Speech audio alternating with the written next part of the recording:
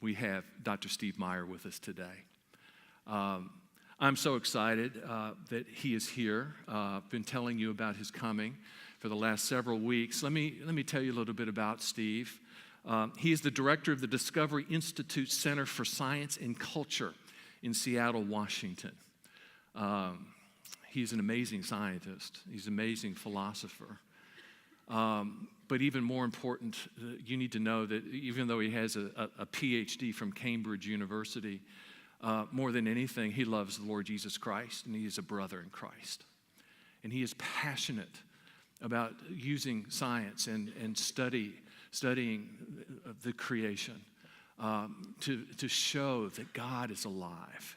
And that's an important truth in this day of the new atheist, where there seems to be sweeping across our world a new denial of the very existence of God.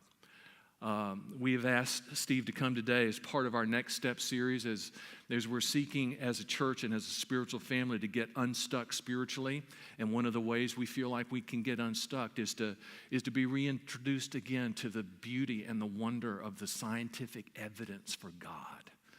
And so Steve is with us this morning. He is brilliant, but he is a precious brother in Christ. He's married to Elaine.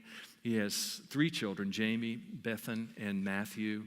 And I would just advise you right now, fasten your seatbelt and welcome with me my friend, Dr. Stephen Meyer.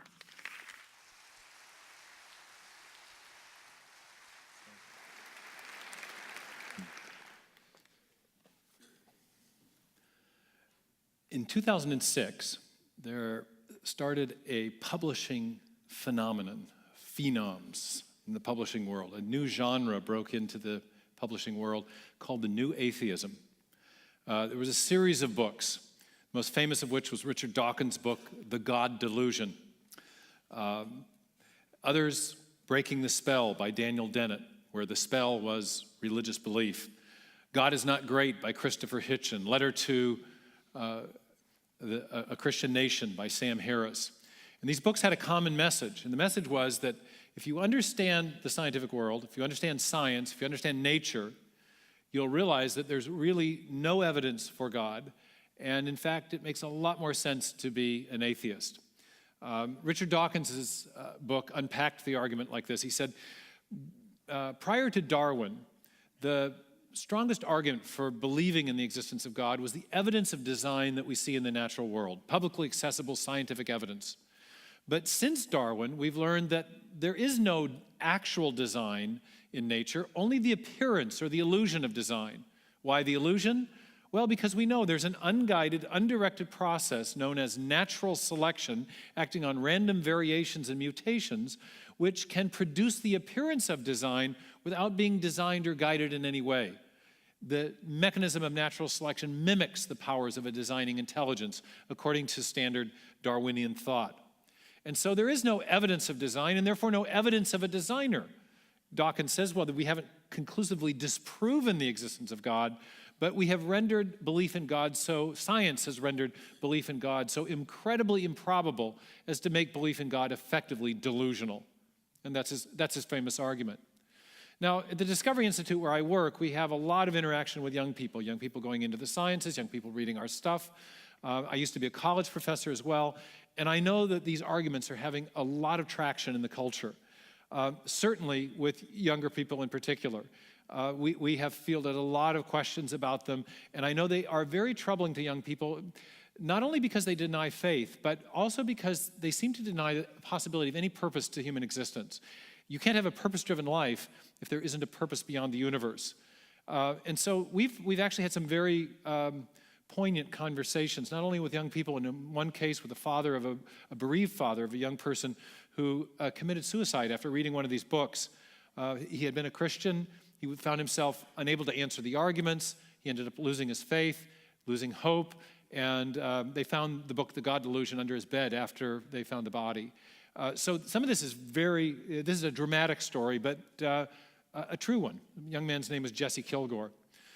So these books are having a big influence in the culture with young people in particular. When we send kids off to college and they lose their faith in their first year, part of the reason is they're encountering this kind of a perspective. The perspective, though, is not just limited to young people. It's also affected our cultural elites. I was actually saddened about a month ago to learn that George Will, a person whom I have a great admiration for, acknowledged in an interview that he was an atheist. And one of the reasons for that, he said, is there's just no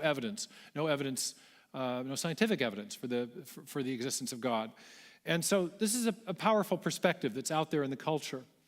Now, you won't be surprised to learn that the perspective of the new atheist is diametrically opposed, oh my goodness, to Andy's very pastoral, reassuring me that I haven't put the church on fire. This perspective is diametrically opposed, obviously, to the perspective of the Bible. If you go back to the Hebrew Bible, to the Tanakh, you find in the Psalms the affirmation that the heavens declare the glory of God and the skies proclaim the work of his hands. The idea there is that there's something about nature that points to the reality of the mind, the creator behind it. You find the same perspective in the New Testament, where Paul says, for since the creation of the world, God's invisible qualities, his eternal power and divine nature have been clearly seen, being understood, and this is, I think, the key words, from what has been made. When you look at the natural world, when you look at what has been made, Paul affirms that you are seeing evidence of the reality of God and of his divine attributes, his power and in the NIV it says his divine nature, and some of the older translations translated that phrase in his wisdom. And so, not surprising, the Bible and the new atheists disagree. But what you may find surprising is that the new atheists are actually also their perspective stands in stark contrast to the perspective of the scientists who got modern science going, the founders of what historians of science call modern science, early modern science. This is a front piece or a title page from one of the first great works of biology in the 17th century, published by John Ray. And the title, The Wisdom of God Manifested in the Works of Creation, in 2 parts, it's a big book, is actually a paraphrase from the passage of the book of Romans that I just read a minute ago. The early scientists had a word, an important word, a watchword, if you will, and the word was intelligibility. They believed that nature was intelligible, that it could be understood by the rational intellect of the human mind, because the mind of man had been made in the image of the mind of God who had created the world. So there was a principle of correspondence. God had built rationality and order and structure and design into the world, but he'd also made our minds in a way that could understand it. Thus, nature was intelligible, and thus it made sense to study nature in a systematic way, because nature had secrets to reveal that would be revealed if we studied nature closely. Now, that was an assumption that gave rise to modern science. But as scientists in that period studied nature, they also thought that they were finding evidence of design in nature. Now, a couple years ago, I had an opportunity to testify before a group called the U.S. Commission on Civil Rights, and they were investigating the question of whether or not there was viewpoint discrimination in the discussion of biological origins in the public schools. Now, when I heard what they were investigating, I thought, I wouldn't think you would need a hearing to establish that. If you open a biology textbook, there's only one perspective presented. It's the Darwinian view of biological origins, and there aren't even in the biological textbooks any mention of the scientific criticisms of Darwinian theory, which are now everywhere in the scientific literature, including in the field of evolutionary biology. And I'll talk a lot more about that tonight in my seminar. But in any case, I was called to testify before this hearing, and they wanted to know, the commissioners wanted to know about my perspective, my advocacy for the theory of intelligent design, and wanted to know if there was viewpoint discrimination against that perspective. I argued, of course, that there is. And when I got done making my testimony, one of the commissioners began to ask me a series of questions. They felt a little bit interrogative, and I had the sense that he was trying to impeach my credibility. He asked where I'd gone to college, where I'd done my PhD, did my supervisors in Cambridge know of this disreputable position that I held, et cetera, et cetera, et cetera. It was the standard impeachment strategy that lawyers use. But at a certain point in the questioning, he seemed to take a different tack that was much more friendly, and he started to ask me about the theory of intelligent design. And at one point he said, now, isn't this theory of intelligent design that you favor essentially the same perspective that was advanced by the early founders of science itself, like Kepler and Galileo and Sir Isaac Newton and Robert Boyle? And when I heard the names of my heroes, my spirit brightened. And I realized, well, maybe this guy isn't so hostile after all. And so I gave a little discourse about yes, absolutely, this is exactly what Kepler and Newton and Boyle in particular discussed quite frequently. At that point, my opposite number in the hearing had had enough and quickly interjected and said, well, what Dr. Meyer is saying is true as far as it goes. It's true that Sir Isaac Newton was very religious, but he took great pains to keep his religious ideas about intelligent design out of any discussion in his works of science, to keep his religion and his science separate. Notice how she defined intelligent design as a religious idea. Now, I'm not one of these people that memorizes passages of text or even Bible verses very readily. It's just not me. But at that time, I happened to have in my briefcase an essay I'd finished in the last few days, wherein I had a big quote from Sir Isaac Newton on the first page, and I had it virtually committed to memory. I actually think it's a wonderful quotation. And I found myself saying something in the hearing that sounded very impressive. See if you agree. I said, well, actually, that's not true. Sir Isaac Newton, in the General Scholium to the Principia, General Scholium just means introduction, but never mind. I said, in the General Scholium to the Principia, Newton argued that, I said, in the General Scholium to the Principia, arguably one of the greatest works of physics ever written, Newton argued as follows. And then I gave a rough paraphrase of this quotation, and I want to read it to you. Here's the background. Newton was talking about the origin of the solar system. The Principia is the great work where he laid out his theory of gravitational force. And he explained in the introduction that gravitational force was obviously the force that was at work everywhere and always in the universe, but it didn't explain the origin of the solar system, because the gravitational forces between the different planets were so exquisitely balanced to allow them to have a stable orbit that the only explanation for that was something beyond just the mere force of gravity. And here's how he puts it. Though these bodies may indeed continue in their orbits by the mere laws of gravity, yet they could by no means have first derived the regular position of those orbits from the laws themselves. Thus, this most beautiful system of the sun, planets, and comets could only proceed from the counsel and dominion of an intelligent and powerful being, capital B. And so I said, actually, it's not true. His case for intelligent design was built into his greatest scientific works. Now, at that point in the hearing, it got rather interesting. A number of the commissioners suddenly smiled and started nodding like, well, this could be more interesting than we thought. So in any case, that raises a question. How did we get from Newton to Dawkins, where our perception of what science shows about the big worldview questions is now diametrically opposite? Newton was clearly a theist and a Christian of a kind. And many of his colleagues at the time were really Orthodox Christians. And now we have this new atheism. Well, there's a long story, and it starts mainly in the 19th century, where there was a big shift in what you might call the philosophy of science, or the worldview that seemed to flow out of science. Started in the early part of the 19th century. There was a book written by a French scientist named Pierre Laplace. It was called The Celestial Mechanics. And Laplace attempted to do exactly what Newton said you could not do, which was explain the origin of the solar system by reference to purely undirected processes all by themselves.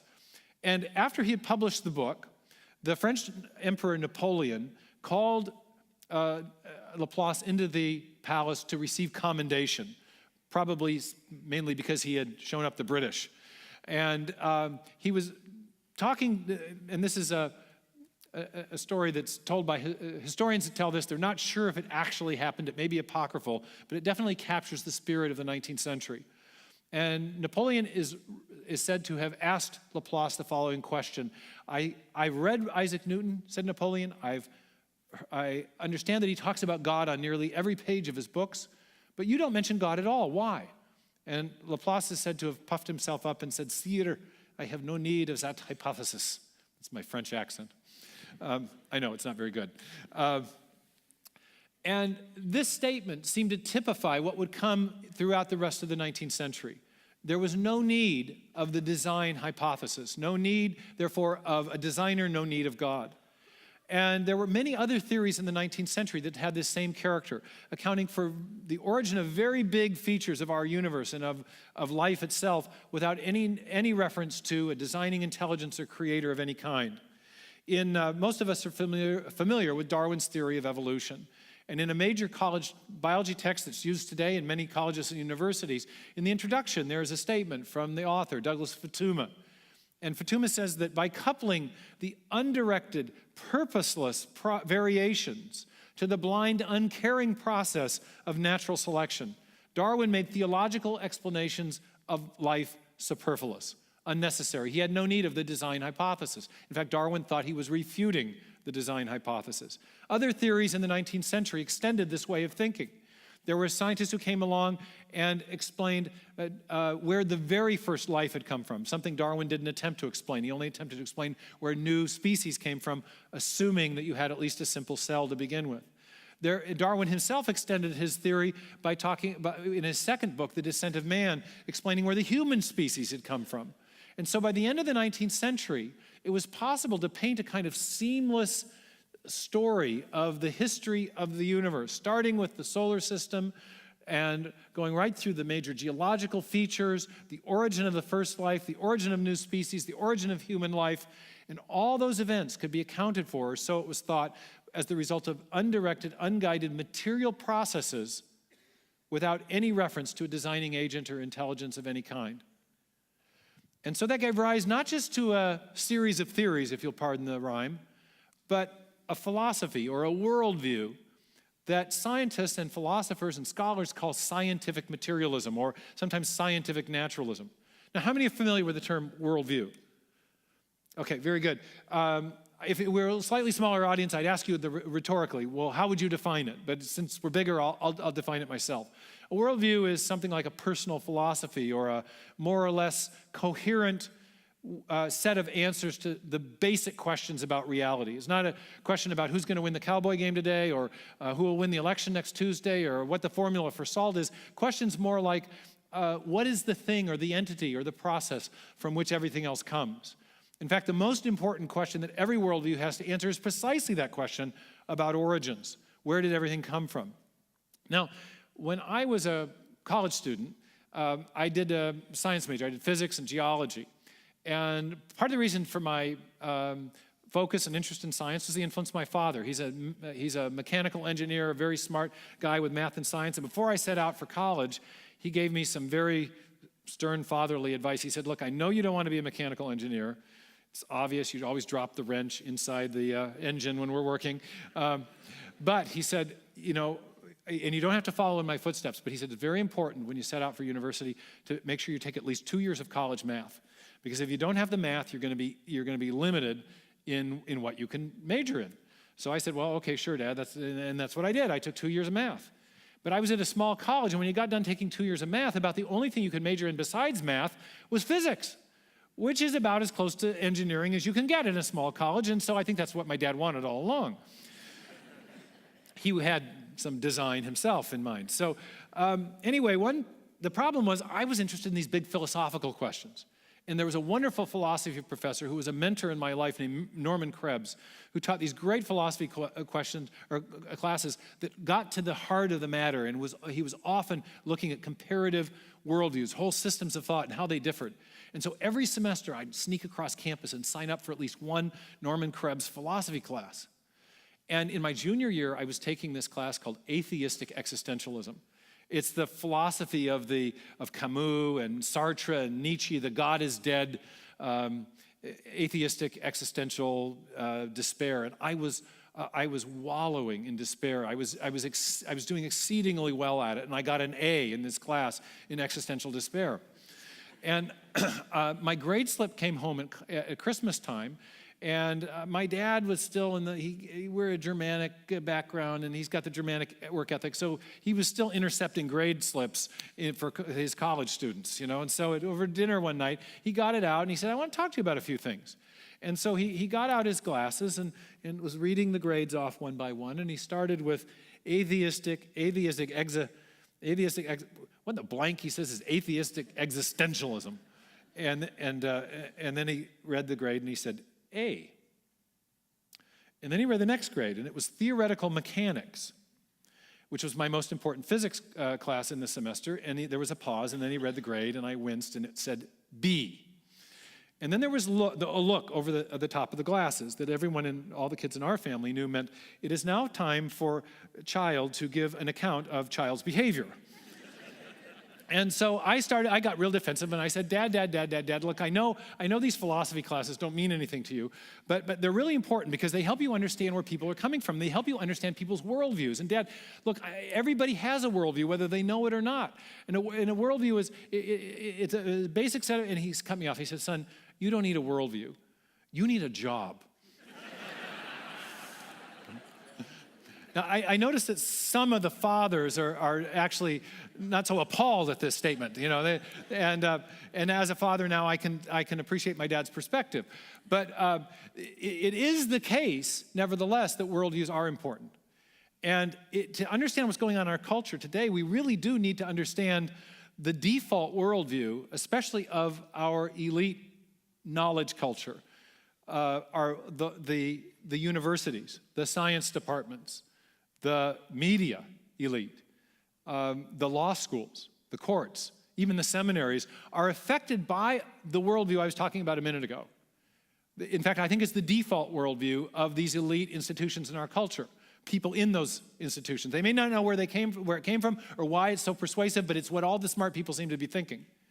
And the worldview has a name. It's called naturalism, or it's called materialism, or the scholars call it scientific materialism or scientific naturalism, because it is allegedly supported by science. And the worldview runs something like this. It answers that big, important first question, what is the thing or the entity or the process from which everything else came, in very simple terms. It says that the thing or the entity or the process from which everything else came is material. It's matter and energy. I have a law professor friend named Philip Johnson out at the University of California, Berkeley. He's now emeritus. And he has been interested in this issue of origins for a long time. And he paraphrases the materialistic worldview by reference to the book of John, where it says, in the beginning was the Word, or Genesis, where it says, in the beginning God said. The theistic worldview says that there was a great omniscient creator who has a mind, who brought the material universe into existence and then shaped it. The materialistic worldview says just the opposite, that not in the beginning, but from eternity past, there was this eternal, self-existent material state. From eternity past were the particles. And the particles became complex stuff, complex chemicals. And those chemicals arranged themselves into the first life by purely undirected material processes. And the first life then evolved further by Darwinian processes to form all the forms of life we see today. And one of those forms of life evolved eventually to the state where it could conceive of or get the idea of a supreme being, of God.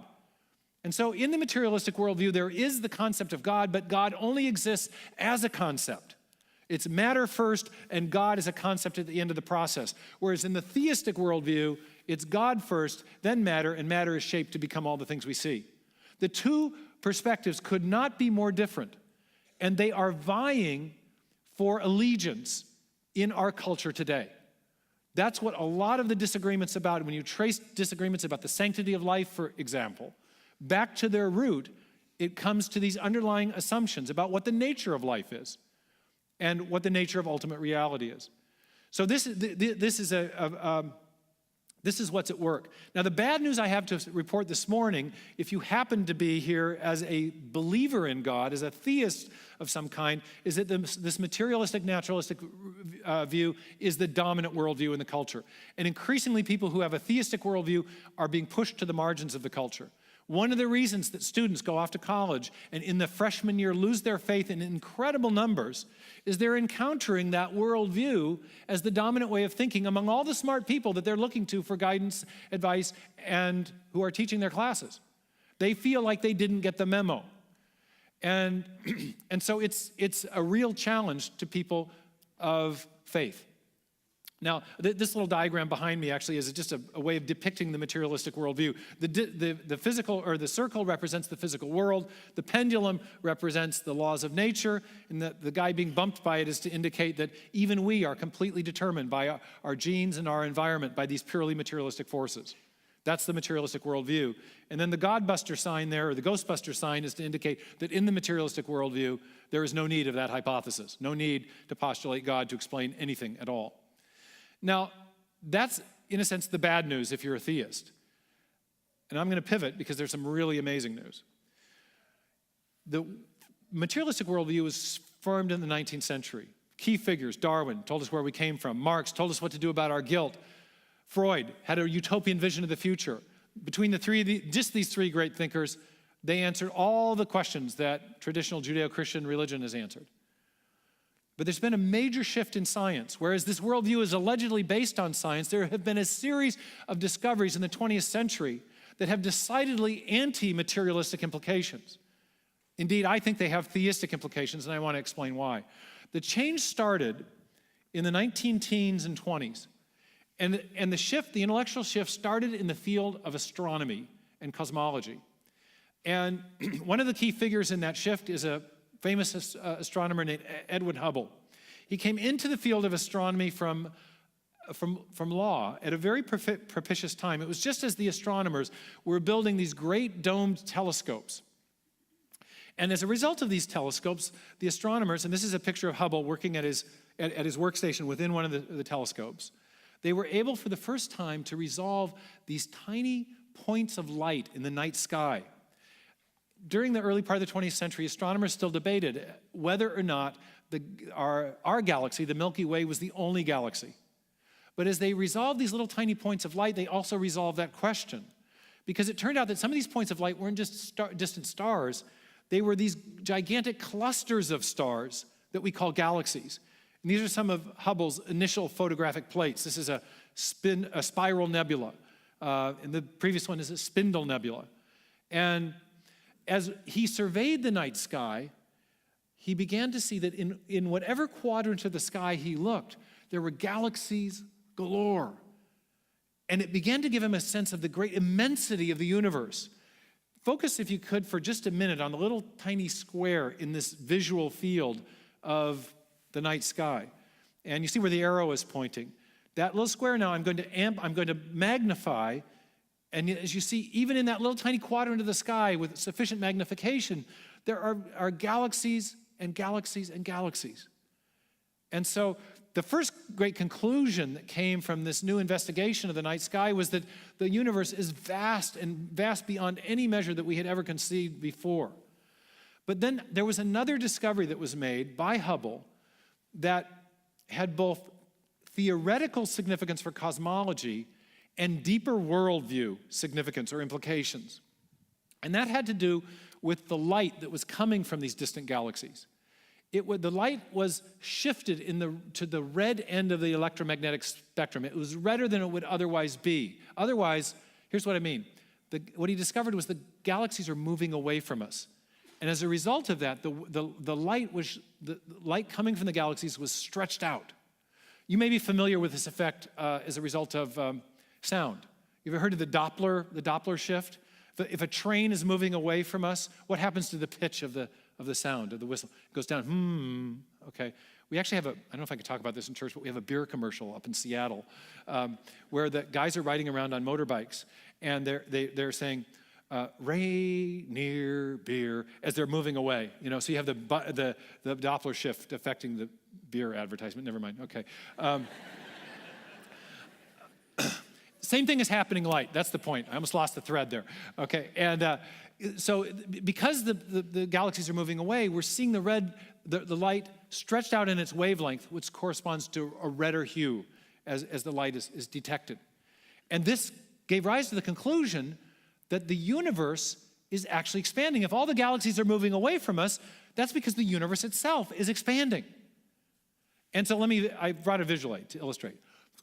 As you go forward in the forward direction of time, the galaxies are getting further and further away, which means the universe is getting bigger and bigger and bigger. But now think in your mind's eye. Imagine you're one of those remember those Saturday morning cartoons where they wind the clock backwards? Back extrapolate, as the scientists say. You go back 100 years or 1,000 years or 10,000 years or a billion years or however far you want to go back, and eventually the expansion has to begin. If it's expanding outward now, as you back it up, there had to be a beginning. And if there was a beginning to the expansion, there may well have been a beginning to the universe. Now, this was a very troubling conclusion to a lot of scientists. And there was a scientist out in Princeton, across the country from Hubble, a very famous scientist with bad hair that you may have heard of, named Einstein. And Albert Einstein had already come to the conclusion through his work in physics, particularly his theory of general relativity, which was a theory of gravity. His idea was that if there were massive bodies, they would actually curve space, create a curved gravitational field. And as he began to think of it, he realized that his theory implied that the universe was expanding outward from an initial beginning point. And that really troubled him. And because he didn't like the conclusion, because it actually seemed to contradict this philosophy of materialism, which at that time he was very sympathetic to, he postulated another force at work that would balance the force of expansion so that you would have a perfectly static universe. This force was called the cosmological constant, and he gave it a value that would make everything work out. So the force of expansion and the force of gravity pulling things back would be exactly balanced. So you'd have this static universe with no beginning and no end. And he felt a lot better about that. The only problem was that the heavens talked back. And when Hubble learned about what Einstein was doing, and what his initial conclusion was, that there was an expanding universe in a beginning, he invited him out to California to see the evidence of precisely that. And there's some famous newsreel footage of Einstein with Hubble and some other astronomers at the Palomar Observatory at Mount Wilson in Pasadena, California. And here's Einstein looking through the telescope, and after he has his look, he comes out and addresses the media in his heavy German accent. And he says, "I now see the necessity of a beginning." And he later says that his cosmological constant, his fudge factor, was the greatest mistake of his scientific career. He didn't allow the evidence to dictate his conclusion. He had a philosophical prejudice. Now, what was the problem? Why was this so distressing? Well, there were other scientists who shared Einstein's prejudice, and they came up with other theories to try to get around the idea that there was a definite beginning. One of those scientists was Arthur Eddington, a prominent British astrophysicist, and I want to read you his proposal. He says, "Philosophically, the notion of a beginning of the present order is repugnant to me. I should like to find a genuine loophole. I simply do not believe the present order of things started off with a bang. The expanding universe is preposterous. It leaves me cold." Now, in psychology, this theory is known as denial. Do you notice the first word of the quotation? Yes, philosophically, he doesn't like it. It's not that the evidence shows that there was not a beginning. It's that it contradicts a philosophy that he's held in advance. And that philosophy is, again, materialism. And a later physicist, a number of years later, Robert Dicke at Princeton, explained why this was such a big deal. He said, an infinitely old universe relieves us of the necessity of understanding the origin of matter, the cause of the origin of matter at any finite time in the past.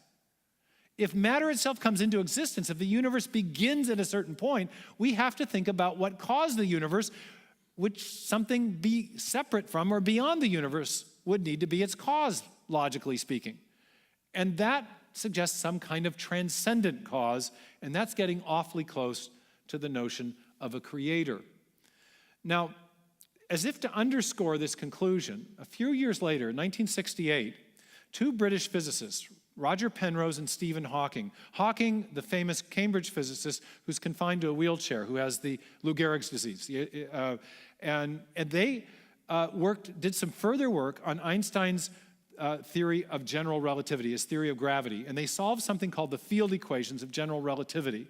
And Andy will be giving a quiz on that after I'm done. Anyways, it's some heavy math, and it's not something that we can just derive here. But the conclusion was interesting, and I think you can understand it intuitively. They showed that as you go back in time, further and further and further, the mass of the universe would be more and more concentrated. Because in Einstein's theory of gravity, mass is causing space to curve, as you go back far enough, there's going to be a point where the mass is so densely concentrated that it's going to cause an infinitely tight curvature. At some point in the finite past, the space of the universe will be effectively zero. The curvature will be so tight that it corresponds to zero spatial volume. And that raises a huge question. How much stuff or matter can you put in no space? The correct answer is none. You're right. I mean, that's what you wanted to say. I know. Okay? And so the picture of the early universe that is created by this profound theory in modern physics is one that is not dissimilar to the medieval doctrine of creatio ex nihilo, creation out of nothing physical. And as a result of this discovery, the new cosmology, these discoveries in physics, there's been a whole lot of discussion among philosophers about reviving the ancient cosmological argument, the idea that there must be a first cause beyond the universe to bring the universe into existence. In the Q&A tonight after my seminar, I'd be happy to discuss some of the different objections to this argument and the standing of it, but it's been a big shift in our intellectual landscape, and I think it has decidedly theistic implications. In fact, it affirms the very first words of the Bible, in the beginning. It affirms there was a beginning. And even in the New Testament, there's a discussion of how God's plan exists from before the beginning of time. Odd that the scripture would affirm that time itself has a beginning. It's precisely what modern physics is telling us as well. Time and space, matter and energy all begin in a singularity a finite time ago. Now, in addition to the developments in cosmology, there's some very striking developments in physics that I think have anti-materialistic and decidedly theistic implications. And one of those developments is something called the fine-tuning, the anthropic fine-tuning. The idea is that there are certain features of the universe, certain attributes of the universe, what physicists talk about, the laws and constants of physics, that are delicately balanced to allow for the possibility of life. We live in a kind of Goldilocks universe where things are, where forces are not too strong or not too weak. This expansion rate of the universe that I was talking about is finely tuned to 1 part in 10 to the 60th power. That's like $1 out of a trillion dollars. Now, not very much by reference to the federal budget deficit, I grant you, but this is incredible fine-tuning. If engineers here may be familiar with the concept of tolerances. This is like getting it exactly right with very small margin for error. And there are numerous factors like this. One physicist has used an illustration of a universe-creating machine, and he asked you to think about all the dials and knobs responsible for generating our universe.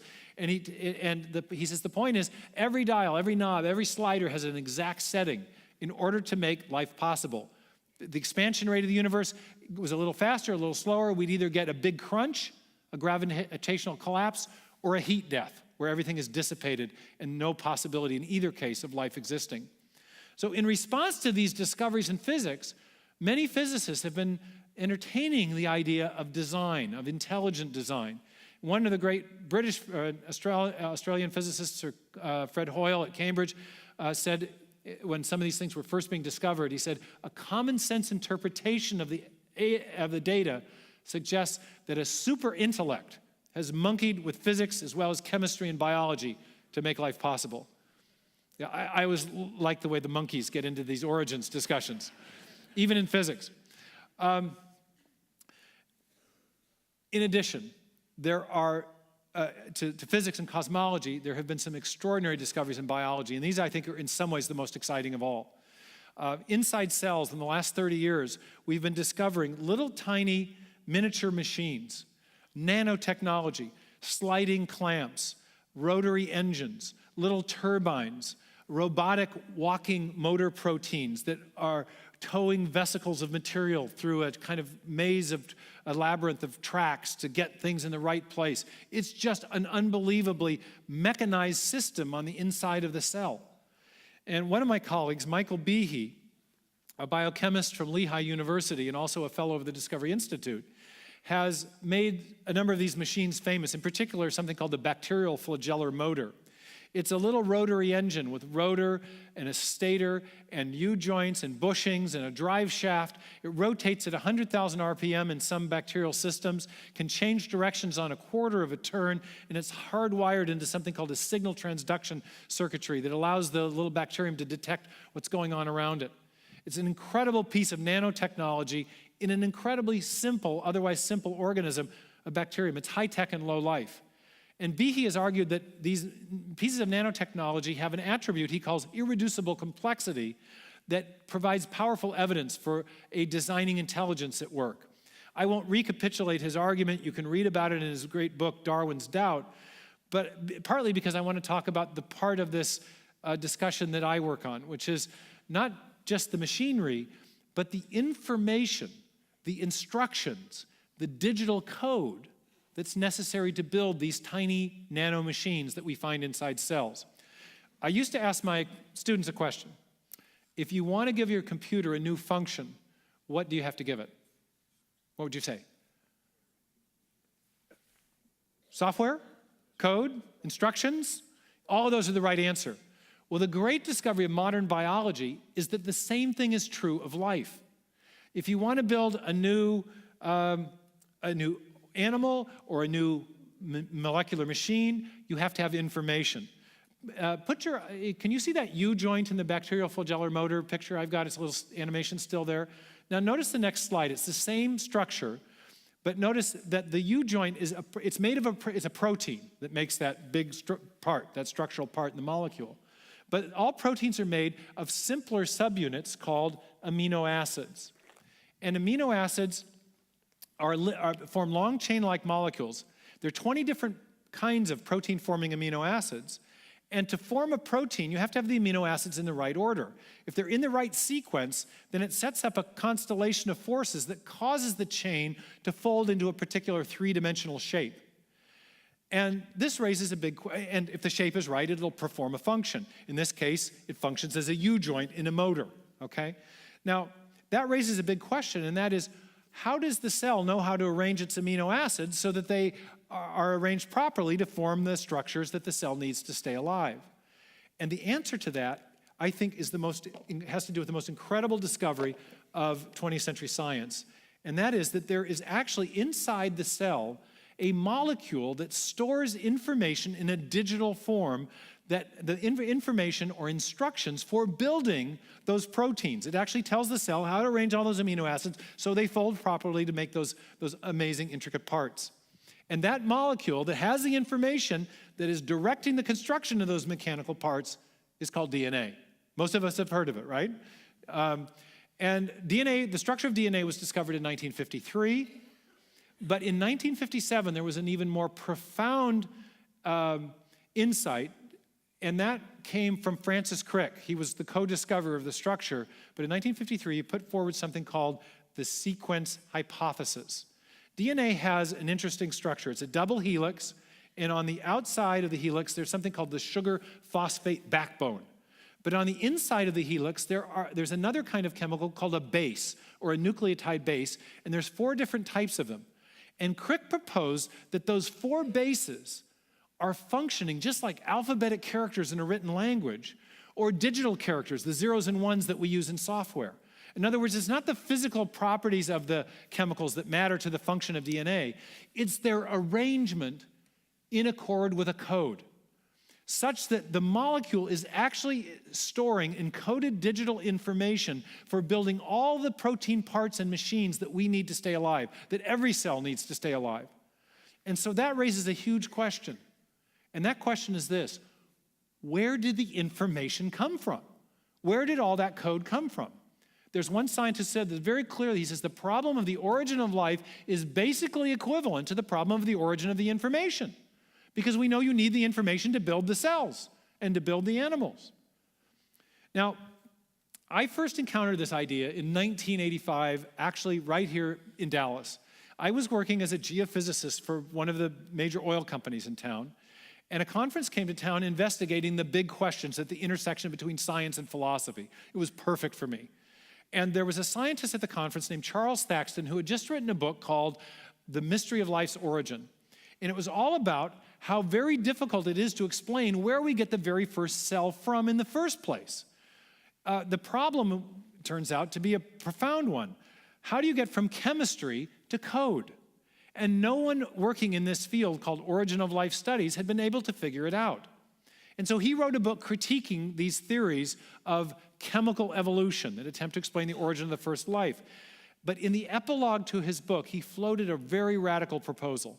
He said, not only do these materialistic theories not work, he said, maybe we're looking at evidence for an intelligent cause. Because intuitively, intelligence is a kind of mind product. It's the thing we just know. It comes from minds. And so I got to meet Thaxton. I missed a lot of dinners my first year of marriage because we'd talk way too long, and he kind of mentored me. And a year later, I was off to grad school to England. And I had a burning question in my mind, and that was, could this intuitive connection between mind and information be developed into a rigorous scientific argument for the design hypothesis? Could we revive the idea of intelligent design having a scientific basis on the basis of these discoveries of the information-bearing properties of DNA? And oddly, ironically perhaps, when I got to grad school, I began to study very carefully the works of Charles Darwin, because he was not only known for his theory of evolution, he was also known for having pioneered a special method of scientific investigation, a method that was more forensic or historical. Darwin was trying to explain what caused events in the remote past. But he knew that you couldn't go back to the ancient past and cause those events to happen all over again in controlled laboratory conditions. So you had to kind of reason more like a detective to figure out what caused those events. And he pioneered a method that's known as inference to the best explanation, or sometimes called the method of multiple competing hypotheses. And his method raised a question. What does it mean to be the best explanation of an event a long time ago? And as I was investigating that question, I came across a helpful answer in one of the scientists who had mentored Darwin. And he said, when we're trying to explain an event in the remote past, we should be looking for causes that are known from our present experience, from our uniform and repeated experience, to have the capacity to produce the event we're trying to explain. And he had a phrase. He said, we should be looking for causes now in operation. And then the nickel dropped for me, because I began to think, what is the cause now in operation for the production of digital information? What is the cause that we know of from our uniform and repeated experience that always produces information? And about that time, I also came across a passage in a scientist who was studying how information theory and information concepts applied to the DNA molecule. And he made an offhand comment that caused another light to go on for me. He said, the creation of new information is habitually associated with conscious activity. Whenever we see information, it's always come from a mind. And I thought, could that be true? Because if it is, then using Darwin's own method of scientific reasoning leads you to the conclusion that a mind was involved in the origin of life. And as I thought about it more, I thought, well, I think this is true. Mind or information always does come from a mind. Bill Gates has said that DNA is like a computer program, but much more complex than any we've ever designed. What do we know about computer programs? They always come from programmers. In fact, whenever we see information and we trace it back to its source, we always come to a mind, not a material process. Whether we're looking at hieroglyphic inscriptions on the Rosetta Stone, or headlines in a newspaper, or paragraphs in a book, or even information embedded in a radio signal. Whenever we see information and we trace it back to its ultimate source, we always come to one and only one type of cause. And that type of cause is intelligence, or mind, or rational and conscious activity. And so the discovery, I've argued in my books, that at the foundation of life we have information, that information is running the show in cells, and further discoveries that in periodic intervals throughout the history of life, we have new big infusions of information. These discoveries in biology, I argue, provide compelling evidence for the activity of a designing intelligence in the history of life. Not just the appearance of design, the illusions of design, but actual intelligent design. Now, as a result of all these things I've been talking about, a number of commentators, historians and philosophers of science in particular, have noted that the God idea, the God hypothesis, is back. One historian, Frederick Burnham, says the idea that God created the universe is a more respectable hypothesis today than at any time in the last 100 years. And when I survey the evidence that we've just looked at, I not only agree, I think he's understated the case. I think the theistic worldview, with its affirmation of a transcendent, intelligent agent, namely God, provides a better explanation for the evidence that we've been looking at than the materialistic worldview or any other worldview that I've examined. What have we seen? We've seen evidence for a transcendent cause of the universe itself, and evidence that the universe had a beginning. We've seen that there's evidence for the design of the universe as a whole, the fine-tuning of the laws and constants of physics present from the very beginning of the universe, providing evidence that that transcendent cause is also intelligent. And we've also seen that there's evidence of a designing intelligence acting in the history of life. So we're not dealing with a deistic creator. We're dealing with an agent that has the attributes that Jews and Christians have long ascribed to God: transcendence, intelligence, and an active concern for his creation, infusing information, creating at periodic times throughout the history of the universe. That sounds to me like the theistic conception of God. And so I conclude, as I look at the scientific evidence, that Richard Dawkins is wrong, and St. Paul in the book of Romans is actually right. Thank you very much.